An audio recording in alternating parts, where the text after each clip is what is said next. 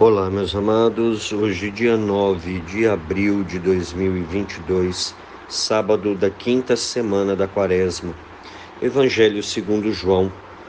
Naquele tempo, muitos dos judeus que tinham ido à casa de Maria e viram o que Jesus fizera, creram nele.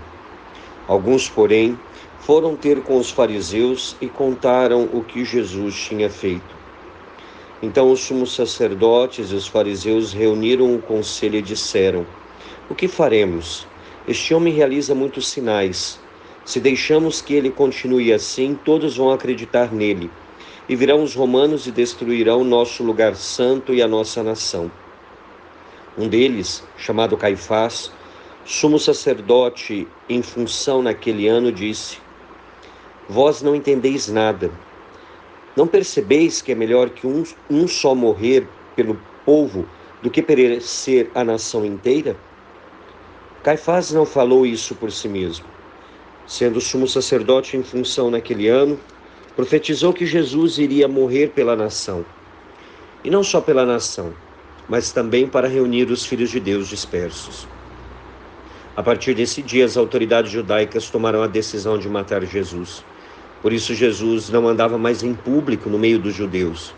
Retirou-se para uma região perto do deserto, para a cidade chamada Efraim. Ali permaneceu com os seus discípulos. A Páscoa dos judeus estava próxima. Muita gente do campo tinha subido a Jerusalém para se purificar antes da Páscoa. Procuravam Jesus e, ao reunirem-se no templo, comentavam entre si: O que vos parece? Será que ele não vem para a festa?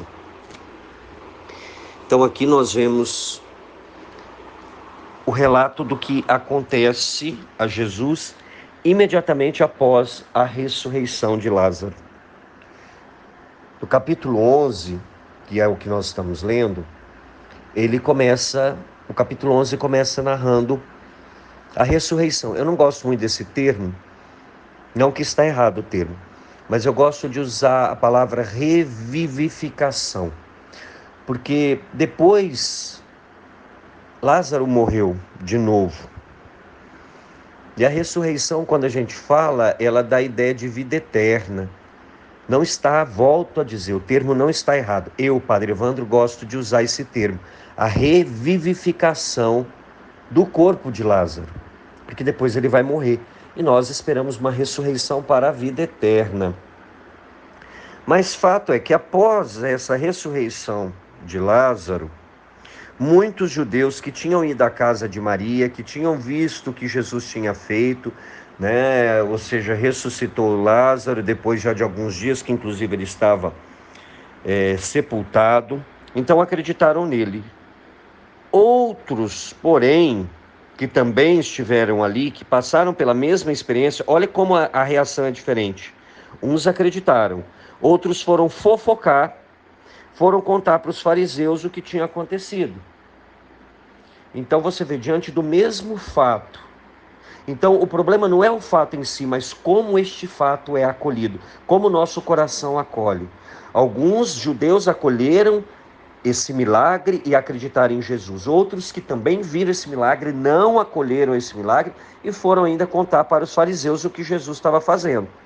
E coloca ali atrás da orelha dos fariseus uma pulguinha que começa a falar: epa, está acontecendo alguma coisa, esse homem pode provocar uma revolta, Roma pode vir contra a gente e massacrar Jerusalém inteira, a cidade santa. Vamos ver o que eles vão dizer. Então, depois que eles recebem essa notícia que alguns foram levar até eles se reúnem, os sumos sacerdotes e os fariseus reúnem o conselho e dizem: O que faremos? Este homem realiza muitos sinais. Lembra que eu falei que João, o evangelista, gosta muito da palavra sinais. São milagres, sinais que demonstram o poder de Jesus. Demonstram que ele é o Messias. Este homem realiza muitos sinais. Se deixamos que ele continue assim, todos vão acreditar nele. E virão os romanos e destruirão nosso lugar santo e a nossa nação. Então, qual era a preocupação deles? Além deles não acreditarem, eles tinham medo de que Jesus reunisse tanta gente em torno de si que fosse visto aquilo como uma rebelião, fosse visto por quem? Pelos romanos. Lembremos que Israel estava dominado pelo Império Romano. Então, os judeus deviam obediência aos romanos. Então, os romanos eram muito cruéis. Quando eles percebiam qualquer amotinamento, qualquer forma de confusão, de rebelião, eles massacravam sem dó. Então, eles não deixam de ter uma certa razão aqui de se preocupar, porque Jesus, com seus sinais, ia juntando cada vez mais gente.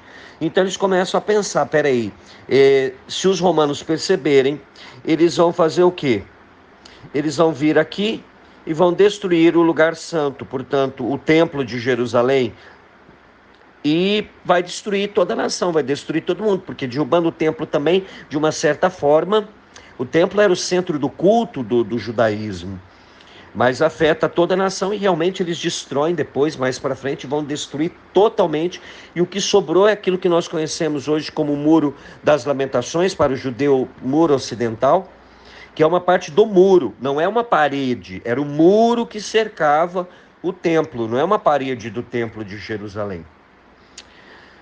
E aí então Caifás, Jesus vai ser levado na casa de Caifás, onde o galo canta depois que Pedro nega 3 vezes Jesus. Então Caifás, que é o sumo sacerdote naquele ano, ele vai dizer o seguinte: vós não entendeis nada, não percebeis que é melhor um só morrer pelo povo do que perecer a nação inteira? Então Caifás está falando, olha, é mais fácil a gente jogá-lo na mão dos romanos e acusá-lo, e assim os romanos ficam felizes, matam aquele que vamos dizer, pode vir a provocar um motim e a gente fica tranquilo.